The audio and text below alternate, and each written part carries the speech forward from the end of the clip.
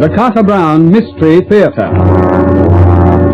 A blend of blondes, bullets, and bewilderment based on the best-selling novels by that slick storytelling sensation, Carter Brown. Our story tonight, Swimsuit Sweetheart, starring Ray Barrett as Larry Colby.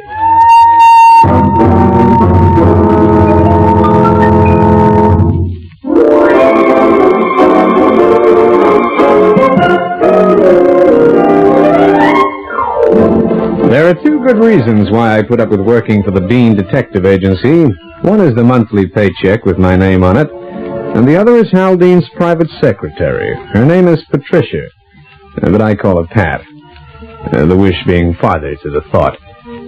That morning when Dean said he wanted to see me, I didn't mind waiting. Gave me all the more chance to watch the regular rhythm of the warp and woof of the sweater. Every time the warp widened, I went woof. Mr. Colby, do you mind? Not a bit, honey. I enjoy it. I meant, do you mind turning your eyes in some other direction? I can feel them. You're down to my veins now. Do me a favor and leave my liver alone, will you? Be flattered. If you weren't such a fabulous female, would I bother? You know, I've been thinking, if I ate enough chocolates, I'll grow fat. I could have all my teeth taken out, and a plastic surgeon could break my nose and not bother to set it. It'd be horrible, but it might be worth it. At least I wouldn't have to worry about your X-ray vision. Oh, take it easy, Pat. I know my left profile unnerves you. It does that to all the girls. Well, there's a sure cure. Oh, don't tell me, I'll tell you. Go out on a date with you, huh? Why, Pat, you're a mind reader. And I don't like what I'm reading. Mr. Colby, the answer in 2 capital letters is no. You know, you shouldn't be caged in an office like this. You belong in a penthouse with mink carpet on the floor and diamond-studded paper on the wall. Why, Larry, you've learned a new line. What's the matter? Competition getting tough? For Larry Colby? The line forms to the right, honey. If you hurry, you can get the 249th place. Pardon me, running. In the other direction. Now, come right out and admit it. Be honest with yourself. Confess that my profile drives you crazy. Crazy is right. You doing anything tonight? Yes. I'm putting some new diamonds in the wallpaper. Half a dozen fell out last night, and they got so dirty. I have to throw them away. They got dirty? On the main carpet? They fell into a cut glass bowl of emeralds and bruised themselves. Excuse me, won't you, but that's the boss. Yes, Mr. Dean? Is that Colby character out there? He is, and I wish he weren't. Then send him into me. With pleasure, Mr. Dean. I don't think he'll make any passes at you. You're not his type. The door is right beside you, Mr. Colby. Don't cry, baby. I'll be back. Hi, Hal. I'm not. It's too early in the morning. Colby, you're not on a case right now. That's right. Well, you're going to be. I've got a new client, the Mermaid Swimsuit Corporation. Heard of them? Can't say I have. Well, they're a pretty big business. You may not realize it, Colby, but 50% of the girls on beaches from Florida to Long Island will be wearing mermaid swimsuits this summer. You mean the other 50% won't be wearing? Never mind the other 50%. It's the mermaid swimsuits I'm interested in. Personally, I'm more interested in what's inside the swimsuits. You must be getting old, boss. I'm 44, and you must be every day a 35. 32. And a young 32 at that. Just listen to me, will you? They're holding a contest to select Miss Mermaid. Bully for them. The finals are going to be judged down in Florida in Cypress Gardens, starting early next week. They want a representative from this agency to be on the panel of judges. Boss, you mean that you're going to send me to Florida to study young women in mermaid swimsuits and I'll be getting paid for it? I mean exactly that. There are fairies at the bottom of my garden. Starlight, starbright, just call me Jiminy Cricket. It seems a simple sort of assignment that any fool can handle. That's why I'm giving it to you. Why, thanks, boss. I'll see if I can save a blonde for you. You leave first plane in the morning. You're booked in at the Palatial. A guy named Myers is running the contest from Mermaid's End. He'll introduce you to the other judges. What's the angle, boss? Why a Dean operative? They can't find it that tough to get judges. What skullduggery is skulking? I don't know. They won't say. They just want a private investigator as one of the judges, and he must not reveal his true identity. There has to be a snag in this swimsuit setup. But don't worry, boss. If one of those swimsuits snags, I'll be there to see it.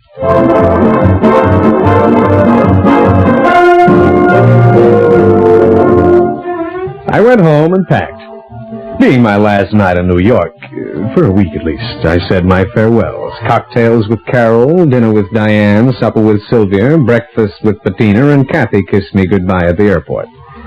I slept all the way down on the plane in spite of the red-headed hostess, who would insist on fastening my safety belt personally. Cypress Gardens was sensational, and so was the queue of cuties waiting to be judged. I had been introduced to my fellow judges, Elaine Curzon, who edited Exquisite, the fashion magazine. She was a brunette with dark eyes as soft as a glacier, and they looked at me as if she just rolled over an old stone, and there I was. The third judge was Claude Duval, a famous fashion photographer. He looked at me as if I was a mongrel who'd somehow found his way into the middle of the pedigree class. You understand the procedure, Mr. Colby. The girls parade past us, each wearing a number on her swimsuit. You make your own notes, and we compare them at the end to decide on the elimination. Thanks for the explanation, Miss Curzon. I'm surprised that someone as inexperienced as yourself should have been selected for this task, Colby. Well, Mr. Duval, I guess they figured they ought to have an amateur to balance up the professionals. You know what an amateur is? A guy who loves his work. Personally, I detest these contests. If it weren't for the size of Mermaid's advertising budget in my magazine. I couldn't agree more, Elaine. If it wasn't for their account with my studio... Well, I think it's just dandy. Then I think all dames are dandy. The fanfare of music over the public address system that had been set up round the pool announced the start of the contest. Then, to the accompaniment of soft music, the parade started. There were 30 girls, out of whom we had to select 10. I never concentrated so much in one morning, while numbers 1 to 25 filed past, revealing some of the most exciting swimsuit filling I'd ever seen. Then I realized I was just sitting numbly while opportunity was knocking itself out of my door. But I decided 26 was my lucky number. 26 was a honey blonde who was wearing a bikini that had somehow shrunk. But fortunately, the 26 hadn't shrunk with it. Say, hold it, honey, before you go. What's your name? Alicia Hope. With what you've got, baby, you don't need hope. Mr. Colby, kindly remember you're a judge. I'll say I am. You doing anything tonight, Alicia? Not a thing. Colby, you can't do that. Don't you know the first rule of this kind of contest? The judges must have no personal interest in any of the contestants. I'm rewriting the rule right now. What time, Alicia, and where? 8 o'clock. I'm staying at the Sirocco. Sirocco? That's what they call that hot wind off the Sahara, isn't it? Well, baby, one look at you, and I'm all winded, to say nothing of hot. Can we get on, Mr. Colby? Oh, sure. By now I'm feeling no pain, Elaine. Numbers 27, 8, 9, and 30 wound by, and then it was time for the judges to wind up the first round. We'll start with number 1, the blonde with the poodle cut. My vote is no. Mine too. What do you say, Mr. Colby? I say yes. Yes, you mean no. No, I mean yes. We'll leave the disagreements and come back to them later. Number 2, I say yes. Agreed. No. Number 3, no. No. Yes. This is ridiculous. You obviously haven't the slightest idea of what's required in these contests. I just know what I like. If we go on like this, we'll be here all day. I'm prepared to do a deal. Just what do you mean by that? Number 26, she's in. Definitely not. Don't be hasty, Elaine, my dear. Now, if we should agree to that, Colby, what then? Then whatever you say about the other 29 is okay with me. Blackmail. Outright blackmail. But rather than argue all day, I suppose we'll have to agree.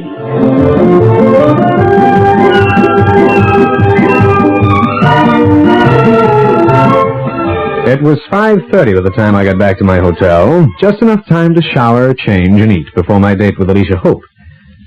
But when I opened my door, I saw there was something in my room that was going to delay me. A guy built like an all-in wrestler and wearing the latest thing in Ivy League.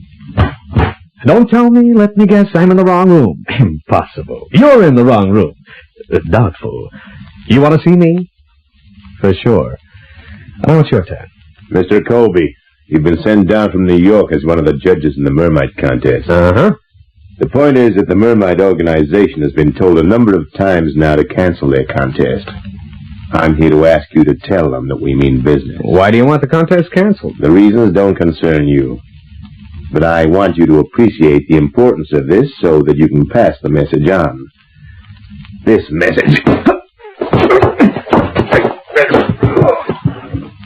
I'm sure that'll make certain that you won't forget to tell them. Goodbye, Mr. Colby. I lay where I was on the floor for a few minutes. Then I started moving things cautiously. Things like an arm or a leg to see what was broken. 5 minutes later, I was on the phone ordering a double-double. Come in. Here, drink, Mr. Colby. Thanks. Oh, brother, you look like you took quite a covering. You should have seen the other guy. Absolutely untouched.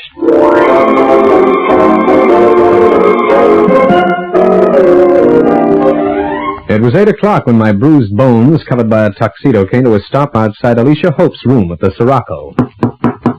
Then I saw the door was already open. An obvious invitation. I accepted. Thoughtful of you to have the door open, Alicia. Alicia? It's me, Perfect Profile Colby. Alicia? Baby, that's no way to wear a mermaid swimsuit twisted around your neck.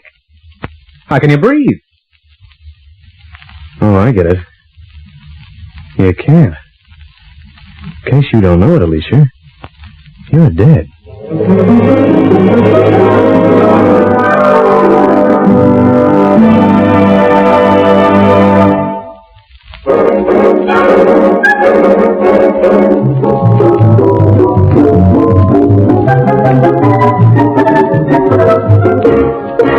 From a date with a doll to a seat in a cell and one easy lesson. That was the current career of Larry Colby. How come? Simple. I had just started to walk out of Alicia Hope's hotel room when I walked into a wall. The wall had 2 arms, 2 legs, and a police lieutenant's badge. One look from the lieutenant at me, another at the girl with the swimsuit round her throat. The next thing you know, hey presto, Colby in the calaboose. Mr. Colby? Wow. Lady, what paradise do you patronize? I'm moving my custom there as of now. I'm here to take you back to your hotel. You're free to go. I believe it. A babe like you doesn't even need a magic wand to open prison doors. All she has to do is get close enough and the bars just melt. I've talked to the lieutenant. I've explained. Maybe do the same for me. It's quite simple. I am Clarice Mermite, president of the Mermite Swimsuit Corporation. It was I who hired you to come down here. Wow. Lucky me. The moment I learned of the girl's murder, I flew down from New York. I'm grateful. After a night in the cell, I was just about to disobey orders and tell that lunkhead of a lieutenant who I really am. I've done that for you. My car's outside. I think a conference between us is called for. Miss Mermite, you're the kind of miss with whom I prefer to confer.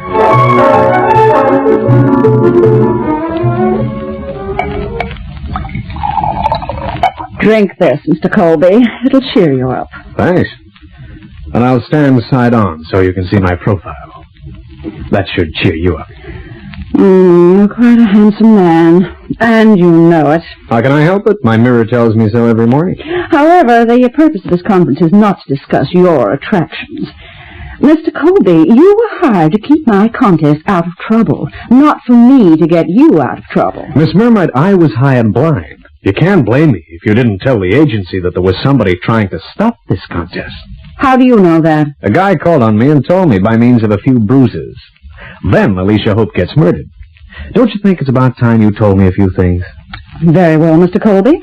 The most important thing is that I've only been president of Mermite for 8 months, since my father died. He left me the controlling interest in the corporation, but on certain conditions. That you wear your own swimsuits as advertising? You're the first president of a corporation I've ever met who could do it. Please. By the terms of my father's will, I am on trial for a year. If the profit of my first year's operations equals last year's profit, I inherit. And if not? Then the controlling interest goes to a former employee of my father's, a woman who was very close to him for some years. So that's why the contest, publicity to sell the swimsuits, huh? Yes. It's been a bad year so far, and I'm relying on the Miss Mermite contest to remedy that. Say, this ex-employee, do you know where she is now? What she's doing? Of course. She's right here in Miami. And she's on the panel of judges. Elaine Curzon? Exactly. But why did you put her on the panel? It seems safer. It'd be hard for her to sabotage the contest if she's part of it. And she'd have to be careful in view of her present job as editress of Exquisite. So the visit from the guy who handed me a beating looks like a Curzon caper. And perhaps the murder, too. Because how do you think the lieutenant was on the scene just as you were in the room? Maybe he's clairvoyant? Maybe he got an anonymous phone call from a woman. He told you that? He did. I think I'd better have a talk to Miss Curzon. But not until after the semifinals tonight. We mustn't alarm her. And you must keep a sharp watch for anything that looks like going wrong.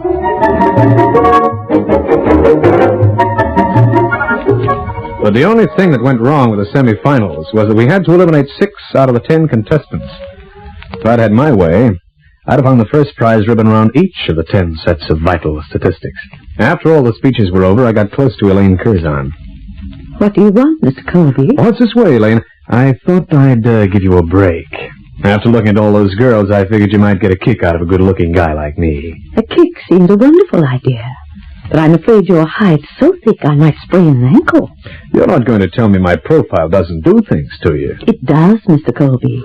It fills me with an urgent desire to tap it with a 10-pound hammer. Well, don't be discouraged just because your strong-arm boy didn't incapacitate me, and your little phone call to the cops didn't keep me in the cooler. What are you talking about? What are you going to do with all that mermaid stock when you get it? Sell it or run the business yourself? How did you find out about that? A little bird told me.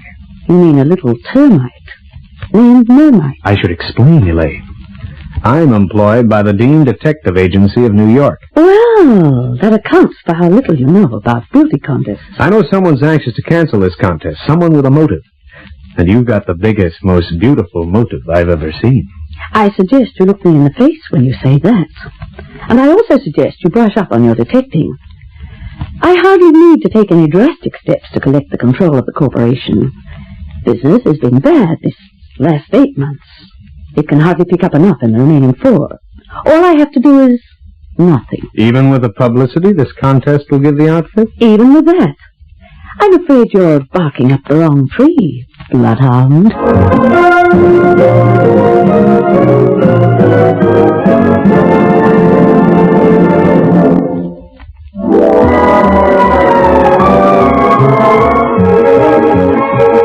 The next morning, I put in a long-distance phone call to New York in the office of the Dean Detective Agency. 20 minutes later, I was talking to my boss, who didn't sound pleased to hear from me.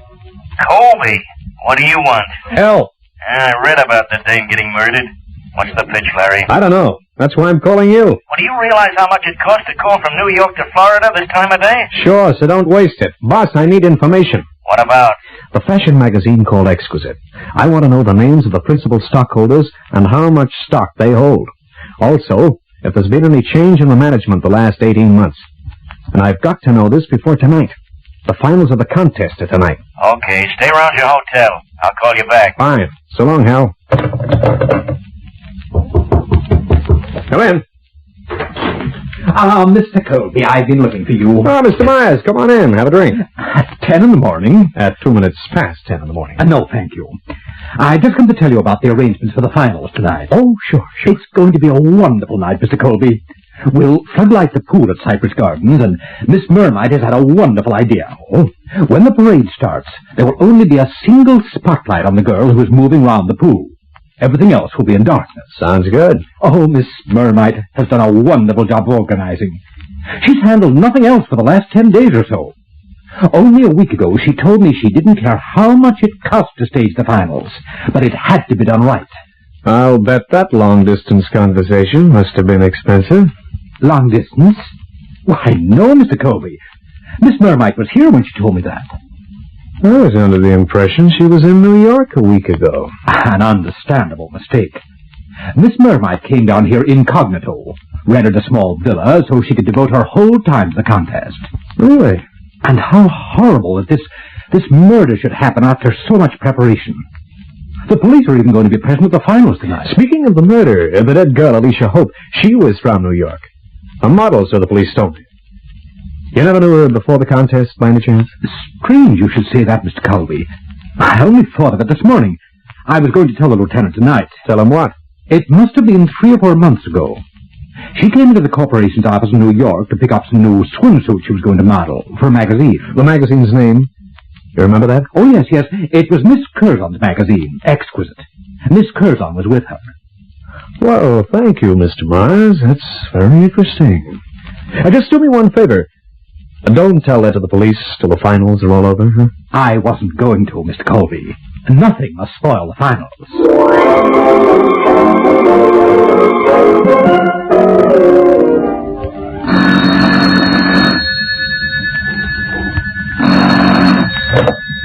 Colby speaking. Larry, this is Hal D. Boss, I've been sitting here chewing my fingernails. The contest gets going in half an hour. You got the stuff I wanted? Yeah, and listen hard because these calls cost a fortune.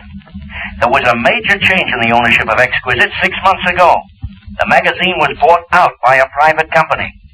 3 major stockholders. Names Charles Blair, Claude Duval, and Elaine Curzon. The story is the Curzon dame didn't put up any money, but cut 25% of the stock just the same. Did she really? Well. Will that mean something to you? It's just starting to. Bye, boss. I hung up with my thoughts going a million a minute.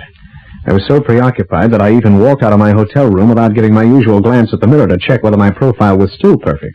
I walked down the stairs to the next floor and knocked at a certain door.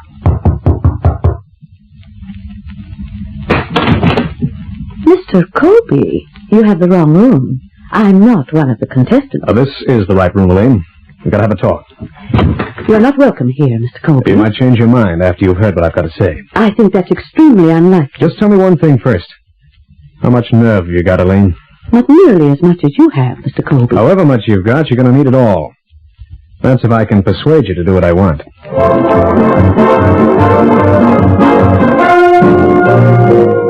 The map of Florida pool at Cypress Gardens was really a sight that night. Packed crowd, movie and TV cameras, Klieg lights.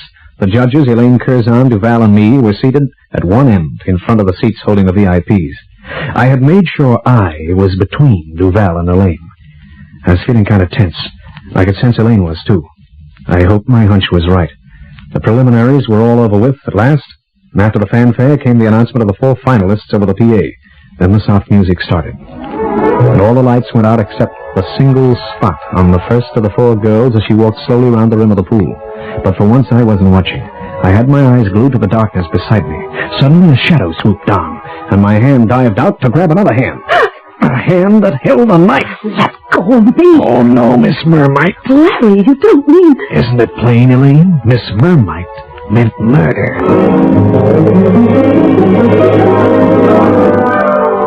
I got Clarice Mermite over to the police without disturbing the proceedings too much. I had to twist her arm to do it, right behind her back. I told the police lieutenant the story. That took up so much time that I couldn't make it for the final judging, but I figured Duval and Elaine could take care of it. Later that evening, I had to repeat the story for Elaine. I've been thinking about it all the time, Larry. You were great, Elaine. It takes plenty of nerve to sit still, knowing there's going to be an attempt on your life with a knife. I thought you were crazy when you told me what you thought was going to happen. I don't blame you, but you see, she was smart. The best way of making sure she'd kept a controlling interest in Mermite was not to make a higher profit than last year. It was just to kill you. That was why she planned the single spotlight business. When I found out Alicia was one of your models for Exquisite, I knew you couldn't have killed her because you planted her in the contest. Yes. If she'd won, I was hoping to make capital out of it. The trouble was that your partner in the magazine, Duval, got worried. He was the one who sent his man around to beat me up and try and stop the contest because you'd only been let into the magazine in hope of your future prospects. He did that off his own bat, Larry. I didn't know about it. But if Clarice had all this planned, why hire you at all? As a patsy, she found out about my date with Alicia. The other girls would have known about it. She strangled her and then put the anonymous call into the cops so they'd be there at 8. But she was the one who got you out of trouble with the police. She had to. So I'd be set up again as a patsy for your murder tonight. Funny if that little manager of hers, Myers, hadn't dropped the fact that she lied to me about flying down from New York. I might never have got onto it. I'm grateful that you did. Otherwise, I wouldn't be here. I like a girl to be grateful. I like a girl to prove it. How can I prove it, Larry? Just come and stand in front of a mirror with me and admit that you were wrong. Admit that my profile is perfect.